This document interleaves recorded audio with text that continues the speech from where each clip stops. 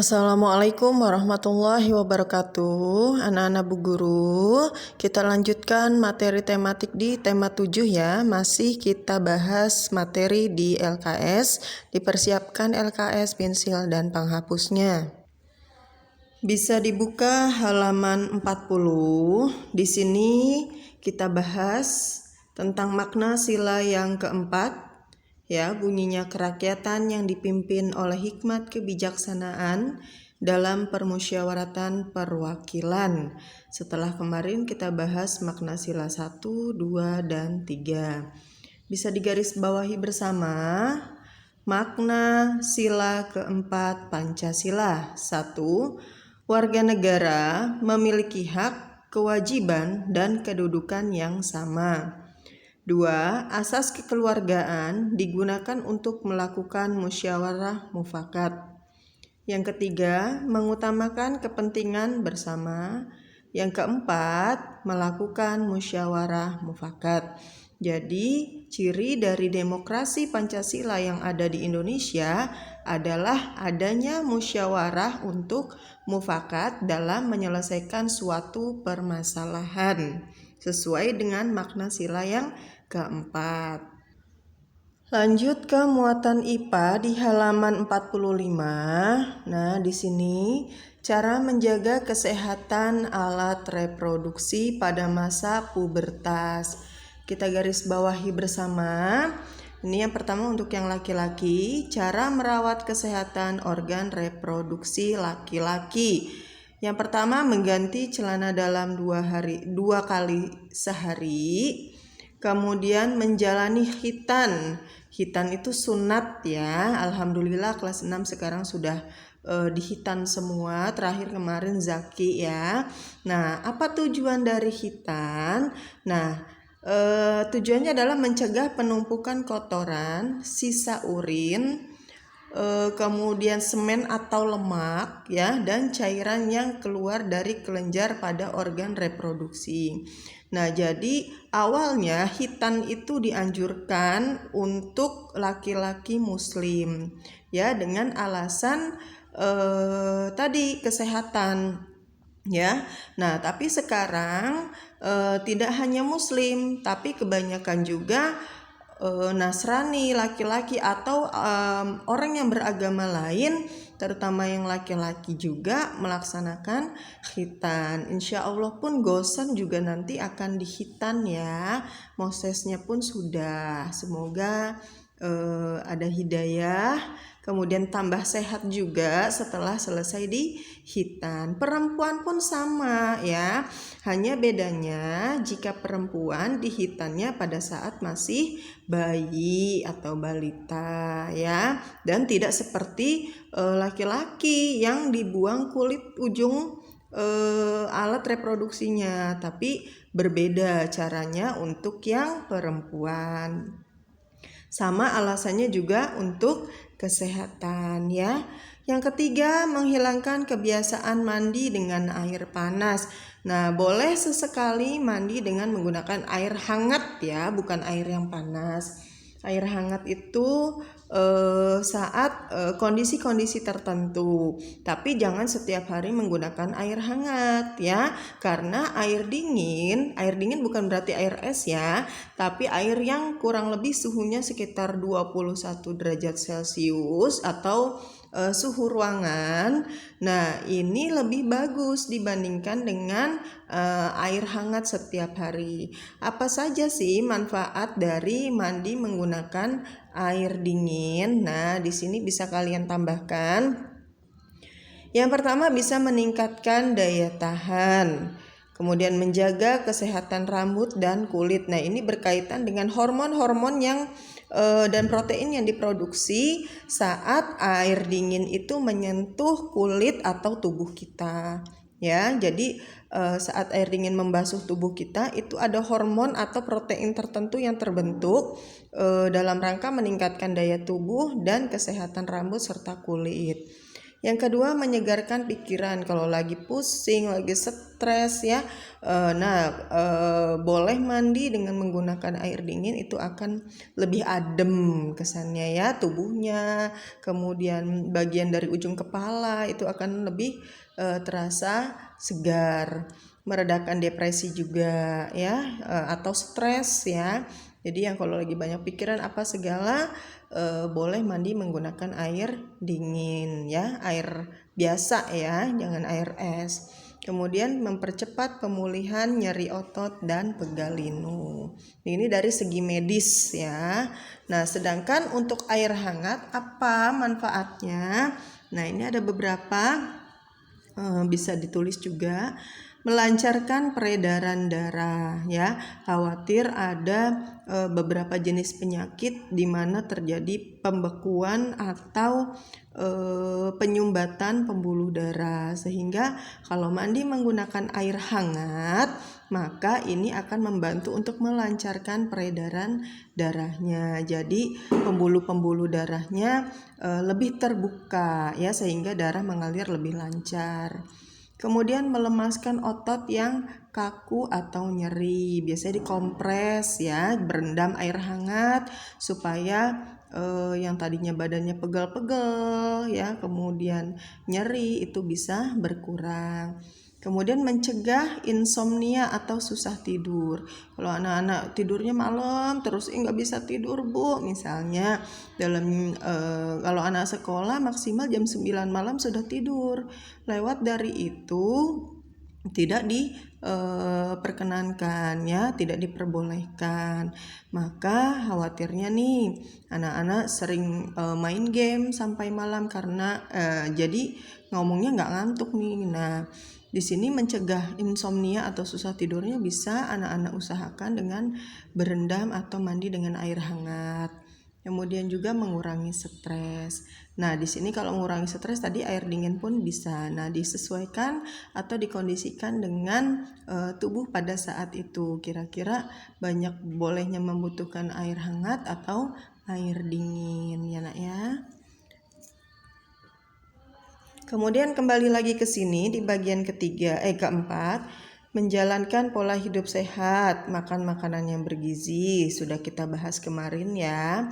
Tidak menggunakan celana dalam yang terlalu ketat. Nah, ini baik laki-laki maupun perempuan biasanya seperti itu ya. Tidak diperkenankan untuk menggunakan baik celana dalamnya maupun celana di bagian luar ya, terlalu ketat, karena dikhawatirkan sirkulasi udara yang terdapat di dalam organ reproduksi tidak berjalan dengan baik. Kemudian tidak menggunakan celana dari nilon ya, pakai bajunya, celananya itu yang berbahan katun ya, artinya yang menyerap keringat. Karena apa? Karena kalau tidak menyerap keringat maka akan lembab. Nah, kalau lembab biasanya jamur dan bakteri itu akan bersarang. Kemudian bilaslah setiap kali habis buang air kecil. Nah, ini laki-laki biasanya nih ya, kalau udah kebelet pipis aja, main buka-buka aja, main pipis-pipis aja, udah gitu langsung dimasukin lagi deh, nggak cebok dulu, nggak bersih dulu ya, nggak bebersih dulu. Nah, itu tidak diperkenankan karena sisa dari buang air kecil itu adalah najis ya. Jika menempel di celana kemudian celananya dipakai untuk sholat, tidak boleh. Maka jika setelah buang air kecil harus dibasuh sampai bersih ya Nak ya. Yang kedua nih bagi perempuan ya, sama bisa dikurung kurawal. Yang pertama, bilas setiap kali habis buang air kecil. Nah, ya setelah habis buang air kecil, kalau perempuan ya mungkin waktu masih kecil ya, sekarang mah sudah enggak ya. Habis buang air kecil langsung dibasuh, kemudian dikeringkan. Ya, dikeringkan dengan handuk atau tisu yang kering. Karena memang bentuk dari atau morfologi dari alat reproduksi laki-laki dan perempuan itu berbeda, maka yang lebih besar resikonya untuk terinfeksi atau terserang jamur dan bakteri Karena lembab itu adalah alat reproduksi perempuan, maka harus segera dikeringkan setelah anak-anak buang air kecil atau buang air besar. Yang kedua, menghentikan kebiasaan menahan buang air kecil. Nah, ini laki-laki atau perempuan pun sama. Tidak boleh untuk ditahan-tahan. Kalau memang sudah mau kebelet buang air besar atau buang air kecil, tidak boleh ditahan. 3. Saat sedang menstruasi ganti pembalut setiap 4 jam sekali. Nah, ini ya biasanya terasa gerah atau lembab saat terjadi menstruasi. Maka darah menstruasi adalah darah kotor, banyak mengandung bakteri, sehingga harus sering diganti pembalutnya. Dan ingat, membuang pembalut, membersihkan pembalut tidak boleh dimasukkan ke dalam toilet ya. Jadi buka bungkusnya, kemudian dialirkan saja di air yang mengalir, jangan ke dalam toilet ya, sisa dari dalam pembalutnya, atau dicuci saja, disikat pembalutnya sampai bersih, baru dimasukkan ke dalam kantong plastik berwarna hitam, baru dibuang ke tempat sampah. Celana dalamnya juga harus dicuci sendiri, tidak boleh ada darah menstruasi yang dicucikan oleh mama, apalagi papa ya nak ya. Kemudian yang keempat, mengganti celana dalam minimal 2 kali sehari. Jadi setiap habis mandi diganti celana dalamnya ya. Kemudian sama menggunakan celana yang mudah menyerap keringat. Di halaman 46 di sini ada pidato ya. Salah satu isi pidatonya adalah membahas tentang sampah. Nah, bisa digarisbawahi di sini. Jenis sampah dibedakan menjadi 3. Sampah basah atau disebutnya sampah organik ya. Nah, yaitu sampah yang mudah terurai dan membusuk. Contohnya sisa makanan, sayur, buah-buahan, dan lain sebagainya. Sampah kering atau disebutnya dengan sampah anorganik, jadi tinggal ditambahin an-nya saja depannya, yaitu sampah yang tidak bisa membusuk atau terurai. Contohnya plastik, kertas, tekstil. Nah, ini bisa hancur, tetapi sisanya atau hasil akhirnya yang hancur itu tidak bisa diuraikan oleh bakteri tanah ya, sehingga kalau misalnya dibakar pun akan mencemari udara. Kalau ditimbun pun akan mencemari tanah. Sehingga sampah-sampah yang termasuk sampah anorganik ini sangat sulit untuk dihancurkan. Nah, salah satu cara yang paling ampuh adalah dengan cara didaur ulang atau digunakan kembali, dibuat kembali bahan-bahan atau barang-barang baru dari hasil daur ulang sampah kering. Yang ketiga adalah sampah B3, bahan beracun berbahaya. Contohnya adalah bahan-bahan pestisida atau sampah-sampah dari rumah sakit seperti bekas suntikan, botol infus, botol obat, dan lain sebagainya. Itu tidak boleh dibuang secara sembarangan di tempat sampah rumah sakit ya.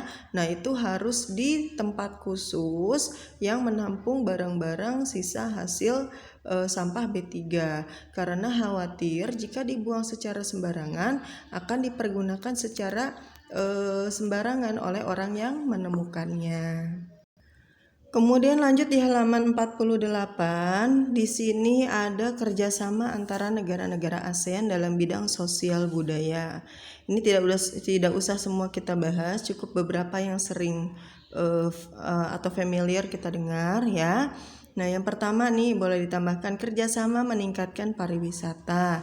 Jadi setiap negara anggota ASEAN itu mempromosikan negaranya masing-masing di negara-negara anggota ASEAN. Seperti kalau di televisi kita juga sering melihat ya, iklan Visit Malaysia ya.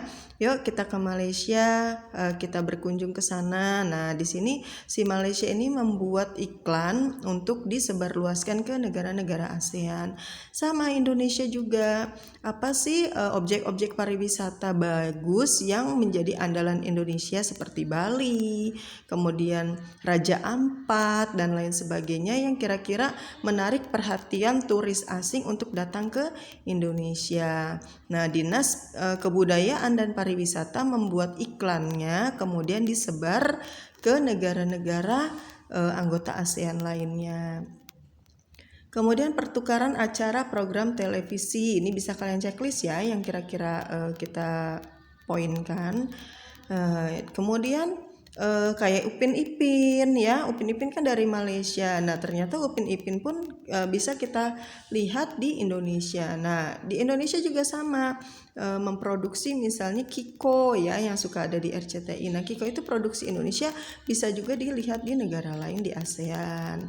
Kemudian diadakannya festival lagu ASEAN. Nah, kalau dulu ada yang namanya Asia Bagus ya. Jadi negara-negara ASEAN yang memiliki suara-suara bagus itu dilombakan. Nah, sekarang pun ada, salah satunya adalah LIDA yang anggotanya atau pesertanya berasal dari negara-negara ASEAN, tidak hanya dari Indonesia saja. Kemudian ada penanggulangan dampak bencana alam. Jadi jika salah satu negara ASEAN mengalami bencana alam, maka negara lainnya diusahakan untuk membantu. Kemudian perlindungan terhadap difabel. Nah, di sini difabel ini adalah orang-orang yang dengan keterbatasan, misalnya cacat fisiknya ya, tidak bisa melihat, tidak bisa mendengar, tidak memiliki fisik yang sempurna. Nah, di sini karena adanya pengakuan difabel, maka ASEAN juga itu melaksanakan SEA Games atau Pekan Olahraga se-Asia Tenggara khusus untuk yang difabel yang beberapa tahun kemarin sempat dilaksanakan ya nak ya. Kemudian pertukaran pelajar antar negara ASEAN. Selanjutnya bisa ditambahkan di halaman 51. Di halaman 51 bisa ditambahkan ya unsur seni tari. Di sini ada unsur utama dan unsur pendukung. Untuk wiraga, wirama, dan wirasa sudah kita bahas kemarin ya. Nah, di sini supaya anak-anak mudah untuk menghafalnya, unsur seni tari itu ada unsur utama dan ada unsur pendukungnya. Unsur utamanya adalah wiraga, wirasa, dan wirama. Kemudian unsur pendukungnya adalah tata riasnya atau kostum, aksesoris atau propertinya, kemudian ada musik dan ada pola lantainya. Kalau unsur tari tidak ada unsur utama, misalnya judulnya nari nih, tapi tidak ada wiraganya, tidak ada geraknya, berarti bukan nari, ya. Kalau nari kan bergerak, ya. Kemudian menghayati. Kemudian juga serasi dengan musiknya. Nah, kalau tidak ada unsur utama ini, maka bukan disebut penari atau menari, ya. Judulnya seperti itu. Selanjutnya terakhir di halaman 52, yaitu contoh yang mencerminkan sikap persatuan dan kesatuan di lingkungan sekolah. Nah, ada beberapa. Yang pertama, piket kelas, menghormati budaya lain, saling membantu, dan membantu teman yang kesulitan memahami materi. Bukan membantunya pada saat ulangan dengan cara mencontek, tapi pada saat pembelajaran.